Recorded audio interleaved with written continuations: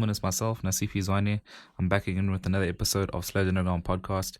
Today I've got singer-songwriter, actress, and content creator Khan Khalii. People don't get it right, which is very strange. It's because it's unusual. I think it's very unusual, which is a good thing. Like it's not a bad thing when something is unusual, right? Yeah, it's a really good thing. The meaning behind the name is really, it's like a combination of like the two things I really love.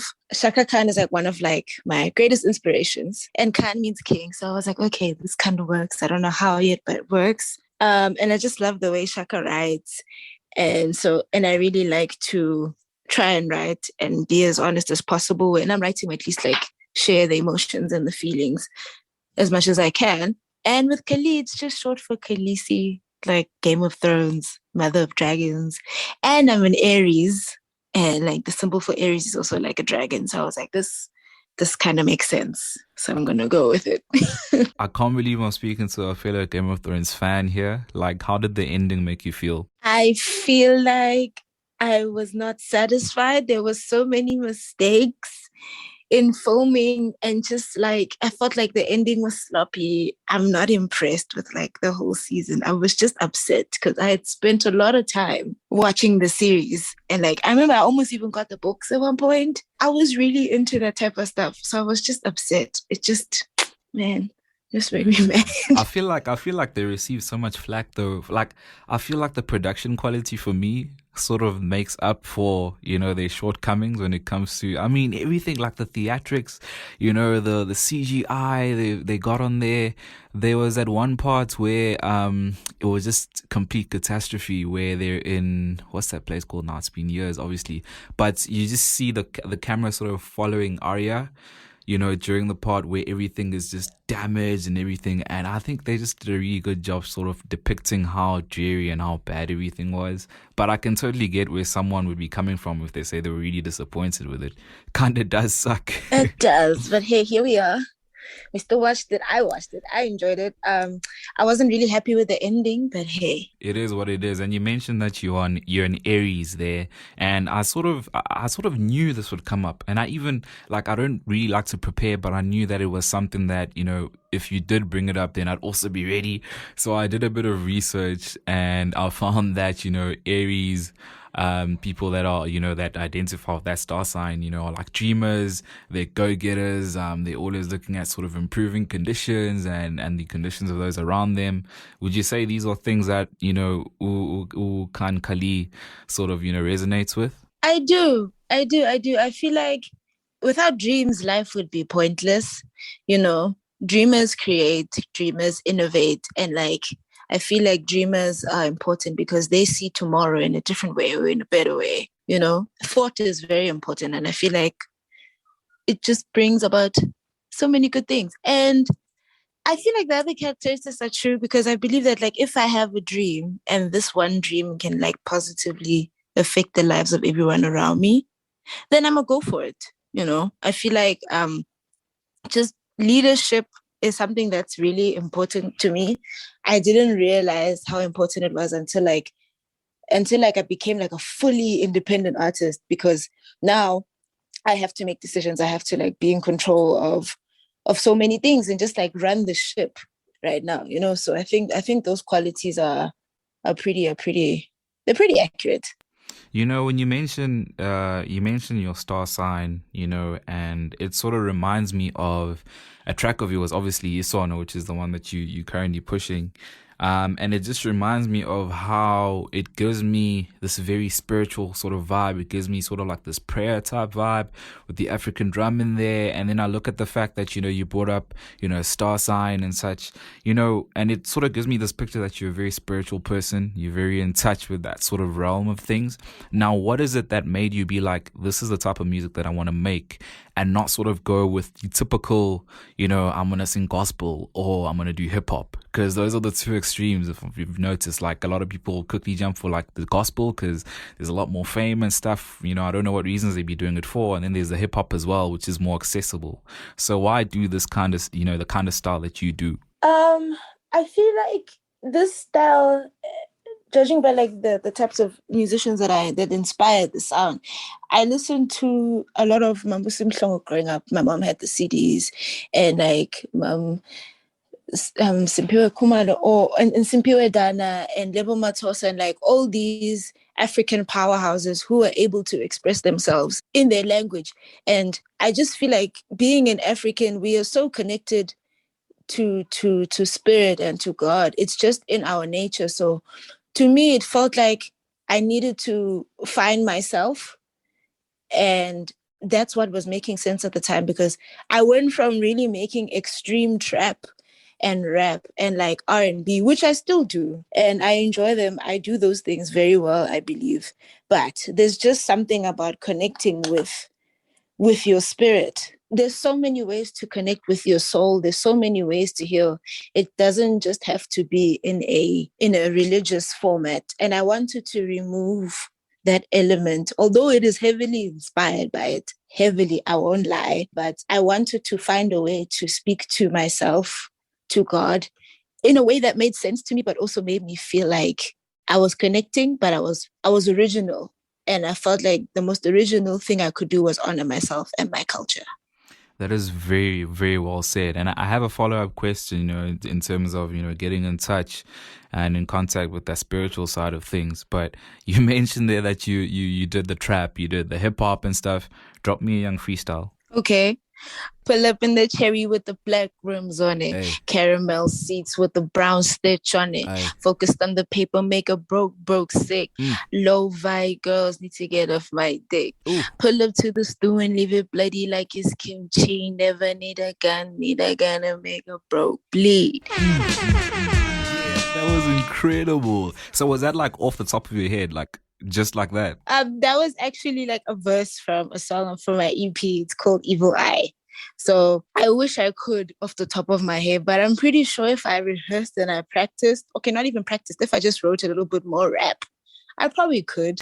I'm gonna keep doing this. You just put me on the spot, so that's important. Damn, you are so versatile. I listened to a lot of like different genres growing up, you know?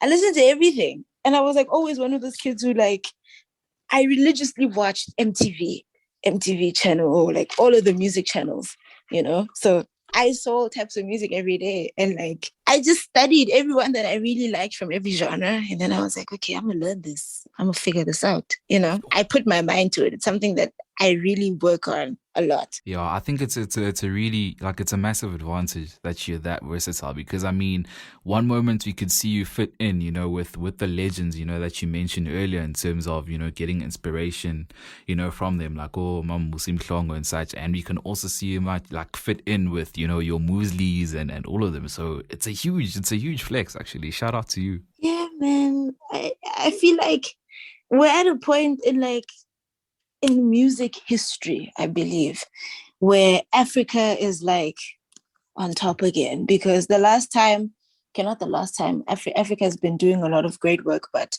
as transcendental as like what Miriam Makeba did, what Hugh Masekela did, I feel like we're reaching those heights again, because like more African artists are embracing their culture, but also fusing into like what the world is currently listening to and doing. Because everybody can pretend to be American. No one can be African. No one. I swear. There's something special about Africans. And I feel like because we're doing this now, we're reaching that peak again. I couldn't have said it better myself. And when you mentioned culture, it reminds me of a question, that I wanted to get back to, in terms of how you sort of prepare to create, a song like ISONO. How do you sort of get in the zone? I mean, it reminds me of an experience that I had with an artist by the name of Oxalayo, who literally broke out into this meditational sort of trance type thing.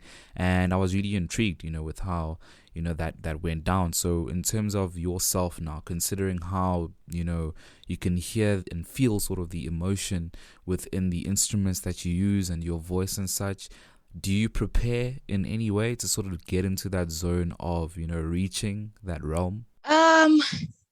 When I wrote is okay, I think I can just describe what was going on in my life at the time when I was writing. So during that time in my life, things were like changing drastically for me, and it felt like things were falling apart around me. And the only way I know how to really zone in and focus is when I'm praying, when I am in nature, when I am just around like people I love and people who love me back, like just being around things that lift my spirit. And there was a point where I needed to lift my spirit, and there was no English word that could describe how I was feeling at that time. And it's crazy because this is something that like I've always wanted to do, like this type of sound, but I always thought that like I needed to be like a typical R&B girl.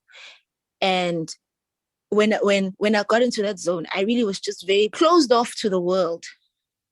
I had like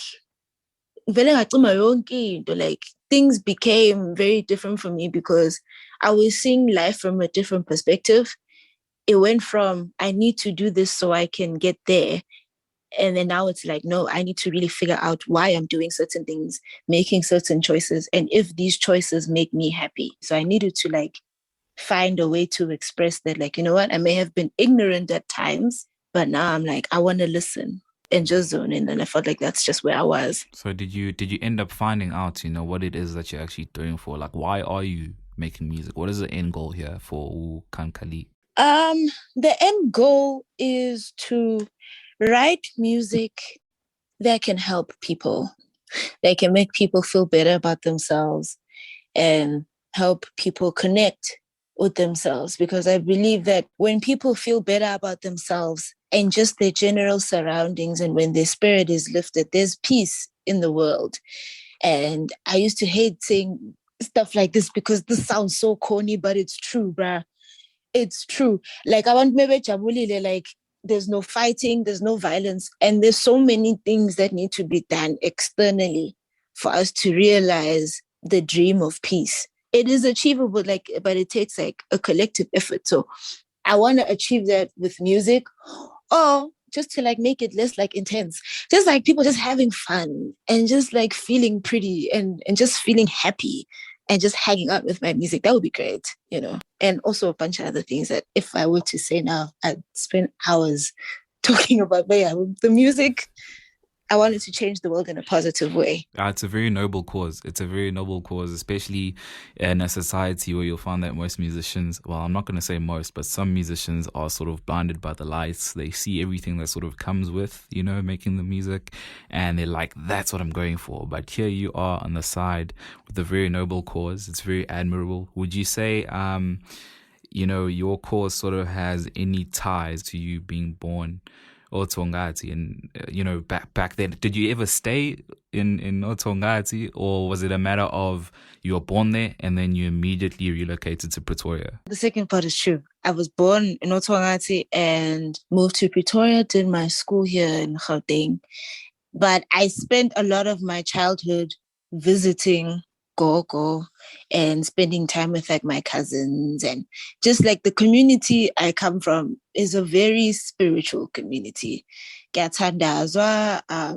There's just an energy of ukonza as you enter Otogati, like you see churches as you come into Ihambanat. Yeah. So that sets the tone. So I didn't really realize it at first until like I got older that wait, I actually come from a very beautiful community where people are kind and by they believe in something bigger than themselves. So it's how I was raised. Does your grand support you, making music and the way that things have panned out? I'm sure she must be proud considering, the message that you carry in your music. You know what? My grandmother was the one who said, there wasn't a one to gospel. Wait a minute. And then obviously so yes, it was funny. I didn't even think into gospel because to me it's me. Yeah, well, so it's very interesting when you're creating music. Like most of my music, I write it in my room, and how people experience it is very interesting. So sorry if I just went off topic a little bit. No. It's that's perfect. It's perfect that you're branching off there, and I think it's quite amusing that Gran was like, I just do gospel, because it's something that I brought up in the beginning, and I feel like your voice would also be you do quite well, in the gospel sort of industry, but also like I think you're killing it, in the lane that you're at right now. So we can't take anything away from that. You know what? I remember you asking, I'm a disco lights face. I won't lie, I'm a disco lights, I'm Nandiko. Yo, the shine. Like that life is it's nice. Everyone wants to experience the glamour. I'm not gonna come here and say, no, I just wanna be I want to save the world and have a good time. I believe that I was born to chop life. I believe that your life is meant to be enjoyed.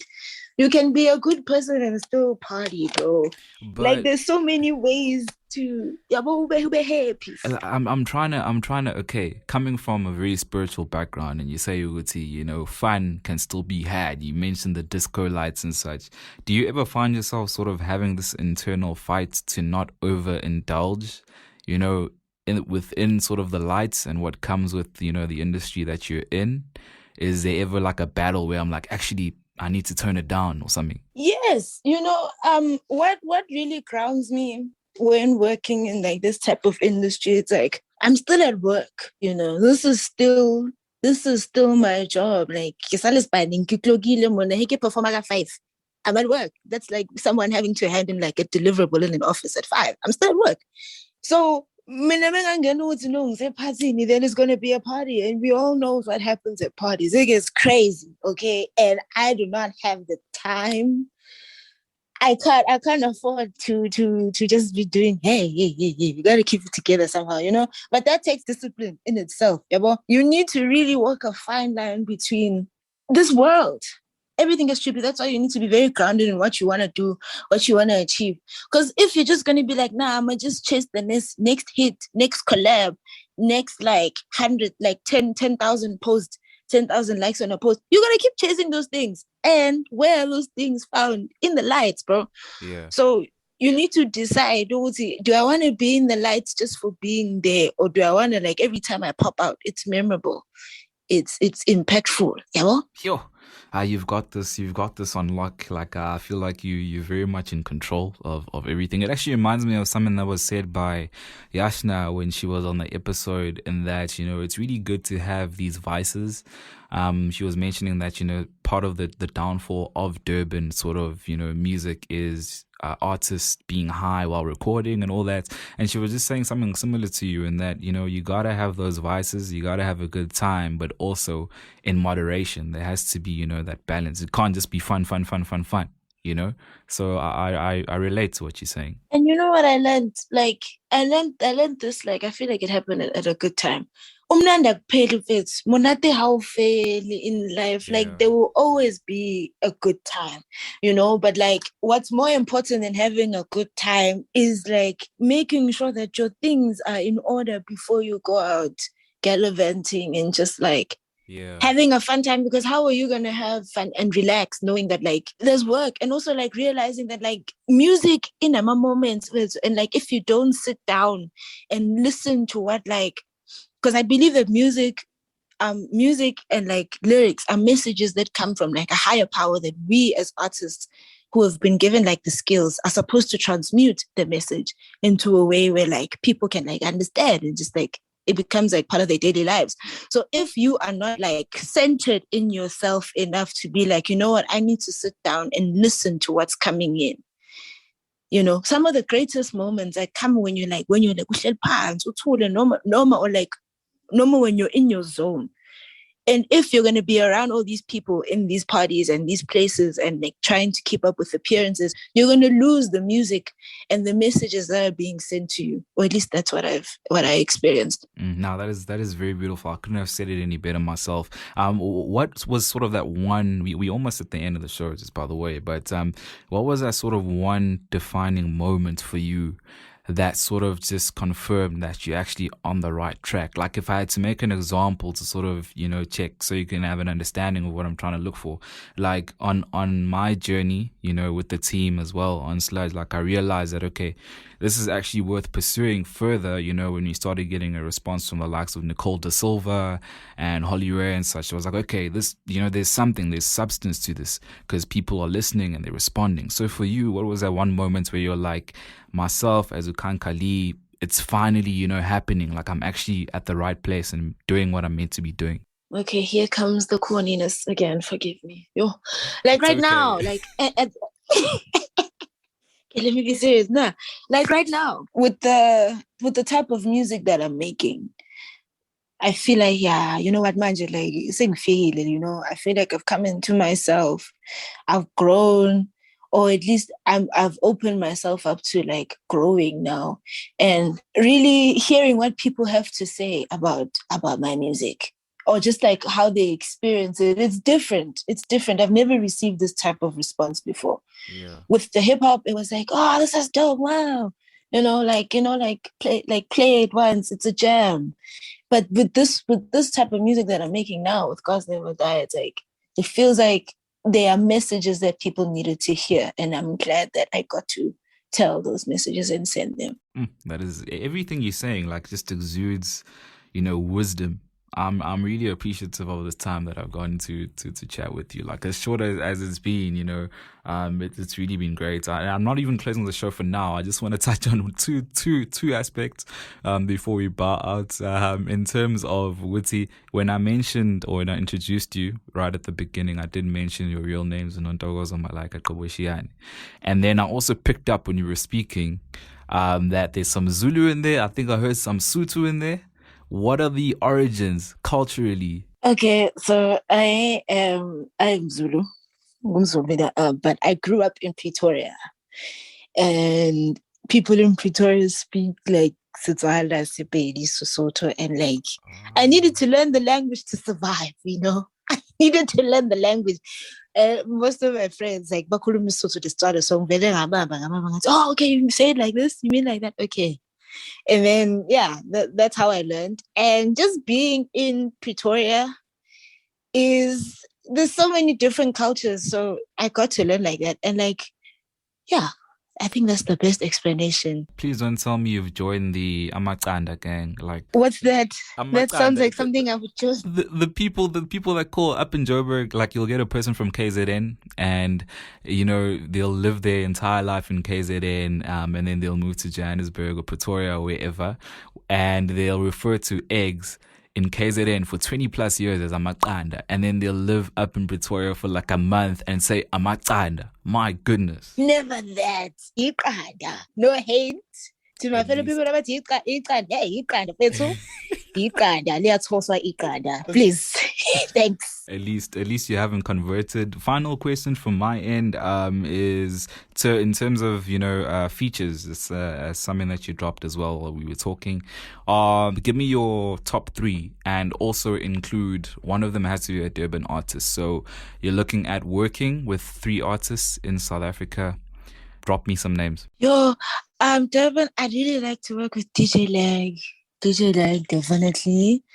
Tuxin, oh yes, that would be a dream. And I don't know who else I'd like to work with right now in terms of like anywhere else, but I'm not opposed to anything. I want to learn new things, but definitely the artists I really want to work with right now, Tuxin, DJ Lag, and I really want to hear a song with DJ Tira. Like I have this vision of DJ Tira going on one of my songs. I believe it's gonna happen. I need it for my life. I hope. I pray. I don't know, but that's I highly doubt. But okay. You know what? It's gonna happen with the way. I mean, with the way that you're pushing and how different you are. I can see this happening. I'm a huge admirer of what you've done. Even the freestyle that you got there right near the beginning of the episode, and ISONO. I'm a huge fan of that. There. What's sort of coming up for the rest of 2022 before we close out? What can we expect from you? You guys can check out the music video for ISONO. It's on YouTube. That's out. I want to drop more music, more visuals, and I have a podcast coming. It's called Khan's Corner. It's a podcast about educating like young people about mental health, signs of mental health, and more about spirituality in that vein. So yeah, more chats about mental health, more content creation because I love creating content. That's something that I'm really passionate about. So yeah, more on the video side and hopefully a live show very soon. I've been doing a lot of like performances here and there. So I think it's time for a concert. Hopefully we can do that. That's something I'm really looking forward to. Listen, you turning me into like a pastor here because I'm about to say let's close out, but then something else, comes up. I feel like we really can't brush, past your podcast, especially the message and what you're trying to achieve with it. Just let me know briefly, how your podcast will differ, from those that are already doing or talking about, the mental health, and when we can sort of maybe look forward to it. I'm there for this. Like I've already subscribed mentally. Thank you. I appreciate that very much.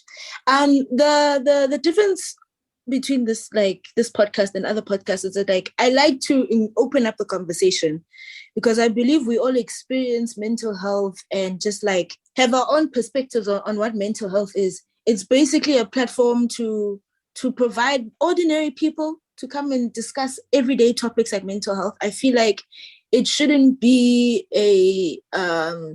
obviously we'll have some medical professionals on there, hopefully, and really just speaking to everyday people, involving them in the discussion and talking about things that really matter, Yeah, I feel like that's what makes it different. And the listeners get to pick their own playlist. So any artist that comes out, we get to interview them, they pick their favorite artist, or they just send in their songs that they want to play on the show. Give us a release date. When can we expect Khan's Corner in our ears? It's going to drop on the 14th of April, 2022. And yeah, just more chats about that. And we'll see what else happens. What happens this year? I'm really looking forward to it. All right, that is very great. I hope that anyone that's listening to this, definitely tunes into that. Mental health is a very serious thing that people should, take note of and should definitely look at, listening to Khan's Corner for that one. I'm super excited and I hope that it goes well. Khan Khalii, thank you so much for joining me, on this episode. It's been a pleasure learning about you.